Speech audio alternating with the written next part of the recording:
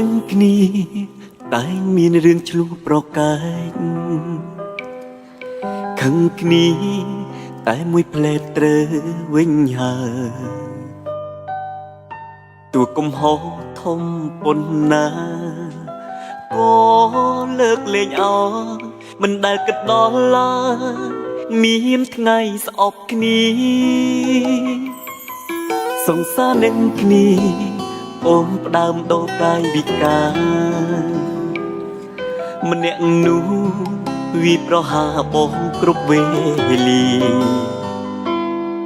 អូនចេះរត់ទៅរកគេពេលយើងឆ្លុះគ្នាចេះទាំងទៀមទីសុំបែកដោយគ្មានស្ដាយយើងឆ្លុះគ្នាមិនចង់ងំគេចាំចាំរំអូនជឿគេសុំទុកបងចោលលែងខ្វល់ហើយឆ្លុះហើយត្រូវដូចពីមុនពេលនេះគ្មានទៀតឡើយមានគេនៅពីក្រៅធ្វើឲ្យអូនស្អប់បង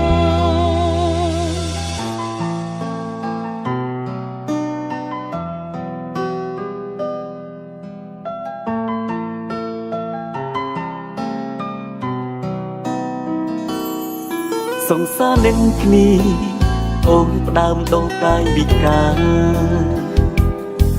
ម្នាក់នោះវាប្រហាបងគ្រប់វេលាអូនចេះរត់ទៅរកគេពេលយើងឆ្លុះគ្នាចេះទាំងទៀមទីសុំបែកដោយគ្មានស្ដាយយើងឆ្លុះគ្នាមិនចង់ងំគេចាប់ចាំរំអូនជឿគេសុំទុកបងចោលលែងខ្វល់ហើយឆ្លុះហើយត្រូវដូចពីមុនពេលនេះគ្មានទៀតឡើយមានគេនៅពីក្រៅធ្វើឲ្យអូនស្អប់បងយើងឆ្លុះគ្នាមិនចង់ងំគេចាំចាំរំអូនជឿគេឡើងសុំទុកបងចោលលែងខ្វល់ហើយអូលុះហើយត្រូវពីមុនពេលនេះគឺគ្មានទៀតឡើយ